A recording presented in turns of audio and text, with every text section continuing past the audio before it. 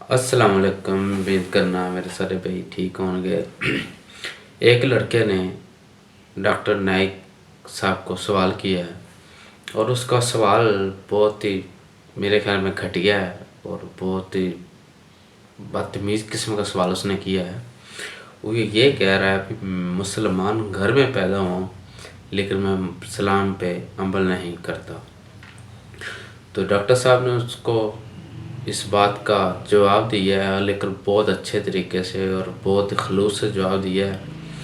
और आप भी देखें और गौर फिक्र करें लोगों के क्या ज़हन है और क्या लोगों का ख्याल है। अस्सलाम वालेकुम। साहब से मेरा ये सवाल है कि मैं पिछले 4 साल से रिलीजन को प्रैक्टिस नहीं कर रहा। मैं एक रिलीजियस पर्सन हूँ और मेरे तमाम मामलात अच्छे चल रहे हैं। यानी मैं एक तालिब इल्म के तौर पर एक अच्छा तालिब इल्म भी हूँ, एक बेटे के तौर पर एक अच्छा बेटा भी हूँ। दोस्तों के में जो मेरा एक मुआशरे में किरदार है या दोस्तों में है वो भी बहुत अच्छा है और मेरे तमाम मामलात भी ठीक हैं। मैं किसी से कुछ लेता हूँ तो वक्त पर वापस करता हूँ। जब मेरे मामलात ठीक हैं तो मुझे क्यों मजहबी होना चाहिए? एक ये और ये है कि मुझे एथीस्ट होने का या रिलीजियस पर्सन होने का क्या नुकसान है जो एक रिलीजियस पर्सन को नहीं है और उसको फ़ायदा है? ये मेरा क्वेश्चन है जाकिर साहब से। और मैं ये कहूँगा कि वो कोई मेटाफिजिकल आंसर ना दें, ऐसा कोई रैशनल आंसर दें जिसका अकल से और जिसकी अप्रोच रैशनल हो। Thank you very much. भाई साहब, आपका नाम क्या है? वाजिद एहसास। वाजिद एहसास। आप मुसलमान हैं? I am not practising religion sir. हाँ, आप मुसलमान खानदान में पैदा हुए लेकिन इस्लाम पे अमल नहीं करते, बराबर? Yes sir, yes. अपने भाई साहब वाजिद मुसलमान खानदान में पैदा हुए, 4 साल से दीन पे अमल नहीं करते। कहते हूँ कि मैं तालिब इल्म हूँ और मेरे मामलात बहुत अच्छे, मैं अच्छे काम करता हूँ, कुछ लेता हूँ तो टाइम पे वापस दे देता हूँ और बहुत खुश है, तो क्यों उसे दीन पे अमल करना चाहिए? अच्छा सवाल है भाई साहब। ऐसे तो बहुत से शख्स है जो बोलते मैं बहुत अच्छा हूं। कई शख्स है। अच्छा होना किसके मयार से? आपके मयार से। हमें अच्छा होना चाहिए खालिक के मयार से। खालिक का मयार क्या है? अच्छा होना वो जो ईमान रखता है, अमल सालेहात करता है। वतवासौ बिल हक वतवासौ बिस सब्र। भाई साहब का सवाल है, लॉजिकल जवाब दो। लॉजिकल जवाब दो कि मैं 4 साल से दीन पे अमल नहीं कर रहा हूं, बहुत खुश हूं, जो चीज लेता हूं टाइम पे वापस करता हूं। तो आप साबित करो कि क्यों मुझे दीन पे अमल करना चाहिए। जो आप बोल रहे आप बहुत खुश है, वो मेरी खुशी के लिए काफी नहीं है। मैं जानना चाहता हूं कि कितने लोग को आपने सही रास्ते पे लेके आया आपके 4 साल में। कितने लोग आपको मानते? बोलिए मुझे। वाजिद भाई किधर है? वाजिद भाई जी जी सर। हाँ, कितने लोग आपको मानते 4 साल में? 5,000 10,000 कितने लोग मानने लगे आपको? सर मुझे इससे कोई फ़र्क नहीं पड़ता, ना मेरी पर्सनल लाइफ पर, ना मेरी जो है एक इज्तमाही जो मेरी ज़िंदगी है मुआशरे में, कि मेरे ऊपर कितने लोग मानते हैं या मुझे कितने लोग अच्छा समझते हैं। ये है कि जो एक ज़ाब्ता सेट किया हुआ है सोसाइटी की जानिब से और एक अकल के जो तकाज़े हैं, यानी एक अकलियत का तकाज़ा है कि मेरा मुआशरे में एक अच्छे इंसान का कैसे रोल हो सकता है और या मेरा इंडिविजुअल का एक मुआशरे में अच्छा रोल कैसे हो सकता है। तो उस तरह मेरा एक अच्छा रोल है। मैं आपसे ये कहता हूँ को कोई एक ऐसा रैशनल कोई अप्रोच हो, रैशनल एविडेंस हो, रैशनल आंसर हो जिसकी वजह से मुझे रिलीजन को प्रैक्टिस करना चाहिए, जो मैं नहीं कर रहा। आप जो बोल रहे अकलियत के हिसाब से, अकलियत जो इंसान समझती है हमेशा सही नहीं होता। आपको पता है, पहले दुनिया लोग समझते चपटी है। सैकड़ों साल, हजारों साल पहले लोग समझते थे जिन्ना चपटी है। जी सर, बिल्कुल ये है कि अब एवोल्यूशन हो रही है ना। भाई साहब, अभी आपका सवाल खत्म हो गया, मेरा जवाब सुनिए आप। जी जी जी। ये डिबेटिंग सेशन नहीं है, समझे आप? ये रैशनल आप समझते नहीं। जब सिंपल समझ नहीं सकते आप बोलते आप बहुत एकदम क्या बोलते कंटेंट है। आप इतना नहीं समझ सकते क्या कंटेंट है। आपको सवाल देने का मौका दिया गया है, अभी मेरा जवाब सुनिए। हर इंसान अपने दिमाग से समझता है वो सही है, वो चोर भी अपने दिमाग से सही है समझता है। वो चोर जो चोरी करता है, जो चोर चोरी करता है, वो अपने दिमाग से सही समझता है। आप मुझे एक पॉइंट बताओ, एक चोर है, मान लो मैं चोर हूं, मैं चोरी करता हूं, करोड़ों रुपए लोग की चोरी करता हूं, आप एक रैशनल पॉइंट बताओ कि मैं गलत हूं और मैं चोरी छोड़ दूंगा। एक, चलो भाई साहब वाजिद भाई जवाब दो, मैं दुनिया का सबसे बड़ा चोर हूं, जी जी करोड़ों रुपए चोरी करता हूं, आप एक रैशनल पॉइंट बताओ कि मैं गलत हूं और चोरी छोड़ दूंगा।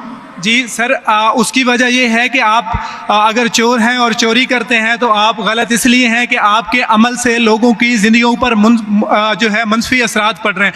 मुझे आप क्या चोरी फर्क करते- पड़ता है लोग क्या समझते हैं, मैं तो खुश हूं ना, चोरी करके रोज रॉय खरीदता हूं, नहीं, मुझे सर- क्या, आपको जब मेरे की जरूरत, आप थोड़ी देर पहले पूछे, मुझे फर्क नहीं पड़ता लोग क्या मेरे में, मैं खुश हूं।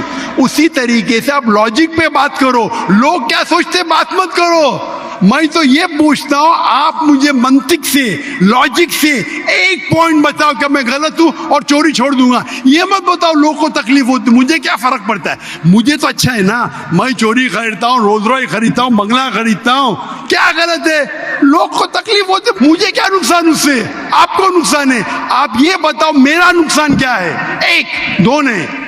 सर आप ये मुझसे मेरे ख्याल में पूछ रहे हैं कि आप खुश हैं, लेकिन मैं ये, अच्छा मैं आपसे ये सवाल करता हूं कि मेरे सवाल मत रिलीजन कीजिए, को मेरे सवाल का जवाब दो।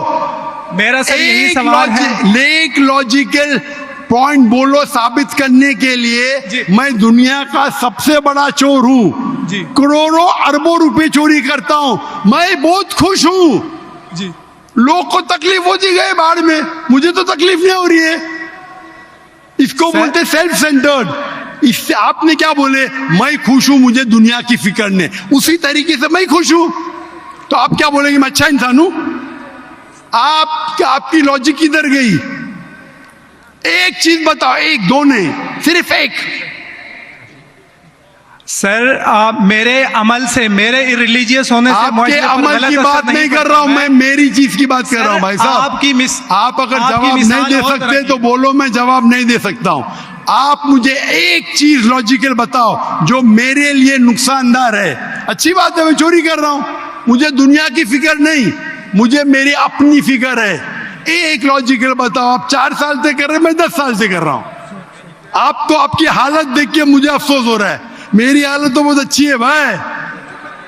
मेरे पास अरबों रुपए का घर है, अरबों रुपए की गाड़ी है मेरे पास, नौकर चाकर है। आप तो सिर्फ तालिबे इल्म है भाई, कौन अच्छा आप या मैं?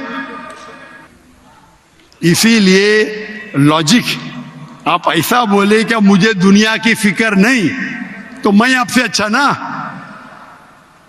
अगर दुनिया की फिक्र है और मंतिक से सोचो जो जवाब है, नहीं मुझे बाकी लोग की फिक्र है, मैं खुश हूं, तो हर गलत आदमी बोलेगा मैं खुश हूं, आपके पास जवाब ही नहीं रहेगा जैसे आप बोल रहे। मंतिक से सोचे तो मेरे कई तकरीर है, मंतिक से सोचे तो आदमी खुश कौन है? अभी आपके जवाब पे आता हूं मैं। आपने जो डायलॉग मारे ना, मुझे लोग की फिक्र नहीं, उसमें तो फंस गया।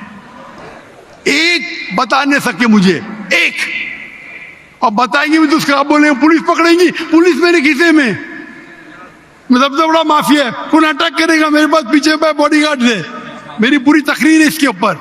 अभी मैं आता हूं आपके सवाल पे। लोग अक्सर समझते हैं कि पैसे से अमन मिलता है। आपको पता है कि जितने दुनिया में टॉप 10 रिचेस्ट मैन हैं, 10 में से 8 का तलाक हो चुका है, टॉप 5 में सबका तलाक। कई रिच मैन के बच्चे लोग ने कंप्लेंट किया अपने वालिद के बारे में, क्या हैप्पीनेस, क्या हैप्पीनेस। इलॉन मस्क नंबर 1, उसका तलाक, जेफ बेजोस उसका तलाक, बिल गेट्स उसका तलाक। Richest man, $100 billion, $150 billion, $200 billion, क्या फायदा?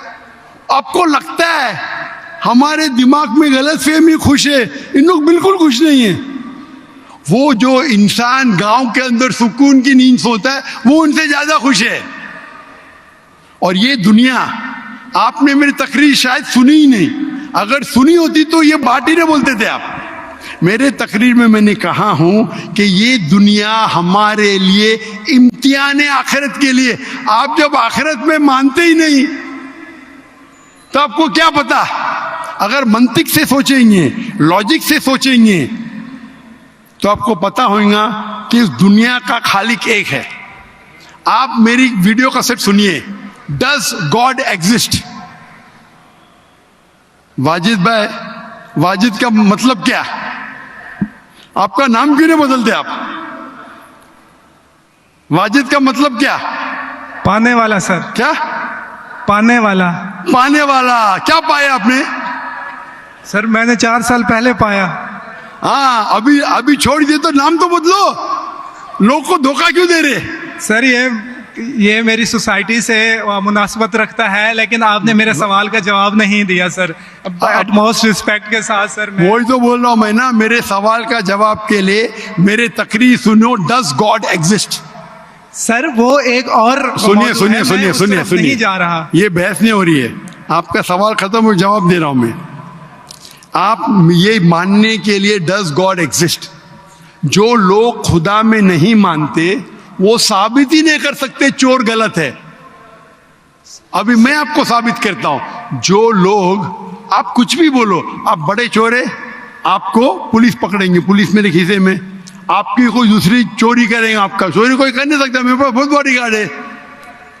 सिर्फ एक ही लॉजिक से आप उस चोर को गलत साबित कर सकते हैं।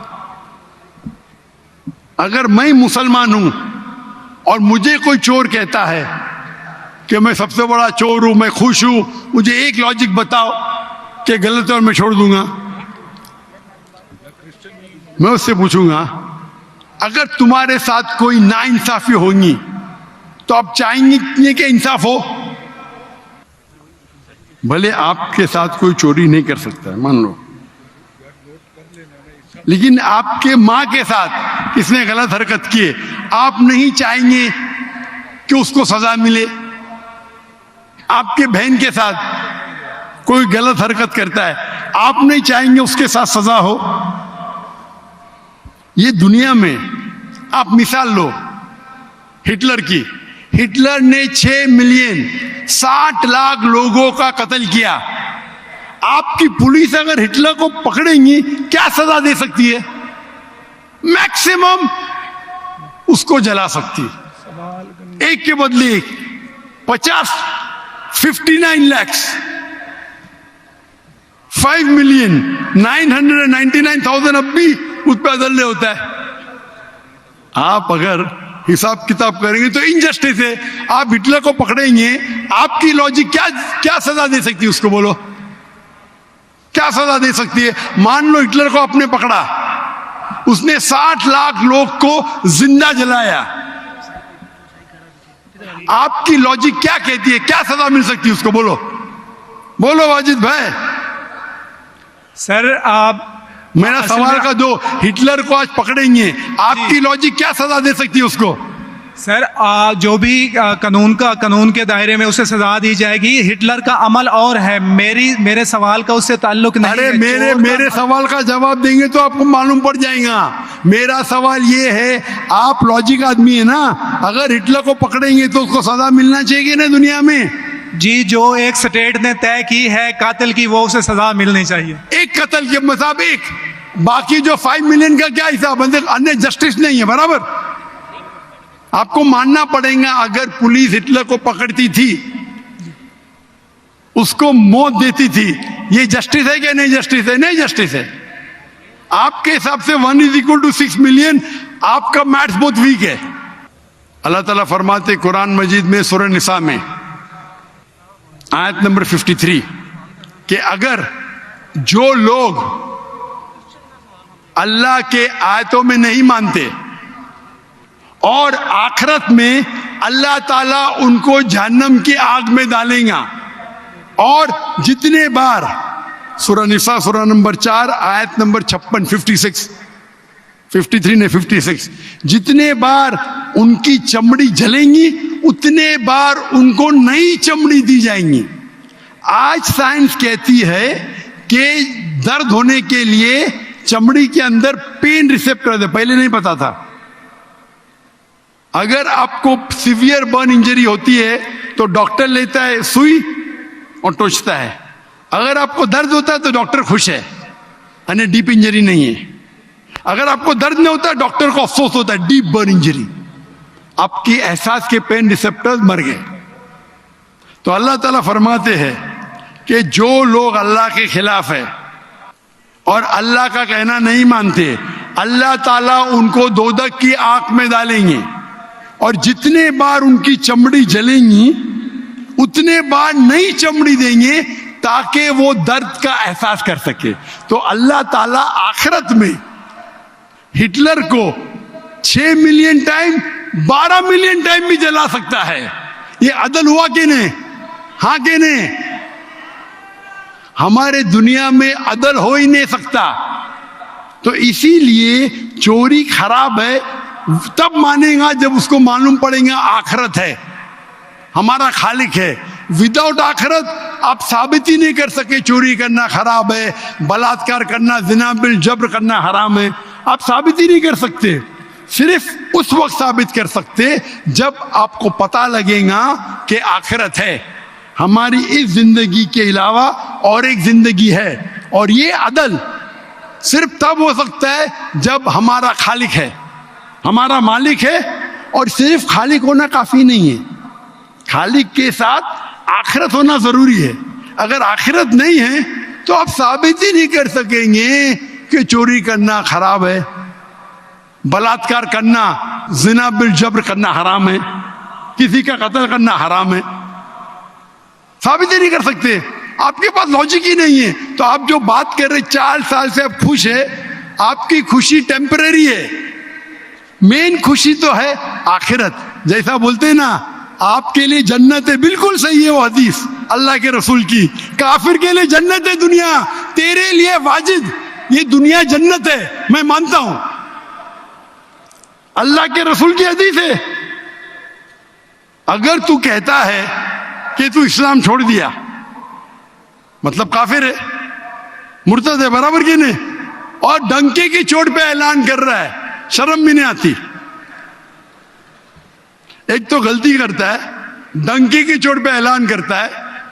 अल्लाह के रसूल फरमाते तेरे लिए ये दुनिया जन्नत है, हमारे लिए कैद है। आखिरत में दोजख में जब जाएगा, अंगार लगेंगी पांव पे तो ब्रेन विल बॉइल, भेजा उबलेगा। ये हदीस बिल्कुल वाजिद भाई, मेरी दरखास्त है आप कुरान तर्जुमे से पढ़िए और उसके ऊपर तदब्बुर करो। अब भी मौका है, अब भी मौका है समझ जाने का। डंके की चोट पे कहते कि 4 साल से मैं खुश हूं। जिस तरीके से अल्लाह के रसूल फरमाते, ये हदीस तुम पे हूबहू फिट होती है। मेरी दरखास्त है कि कुरान मजीद को समझ के पढ़ो और हर आयत को समझ के पढ़ो, वो जबान में जो जबान पे आपको महारत है। और मैं दुआ करता हूं अल्लाह से कि अल्लाह तुमको हिदायत दे। अगर आप माफी मांगे और सही रास्ते पे आ गए, फिर से मानने लगे कि अल्लाह एक है, अल्लाह के अलावा कोई भी माबूद नहीं है और अल्लाह के आखिरी रसूल मोहम्मद सल्लल्लाहु अलैहि वसल्लम है, इंशाअल्लाह आपको आखिरत में निजात मिलेंगी, वरना आप खसारे में रहेंगे। मैं अल्लाह से दुआ करता हूं कि आपको हिदायत मिले और अल्लाह आपको हिदायत दे और आप सही रास्ते पे आ जाए फिर से। जी अस्सलाम वालेकुम जनाब, आपने देखा डॉक्टर अनैक साहब ने कैसा अच्छा और बेहतरीन जवाब दिया।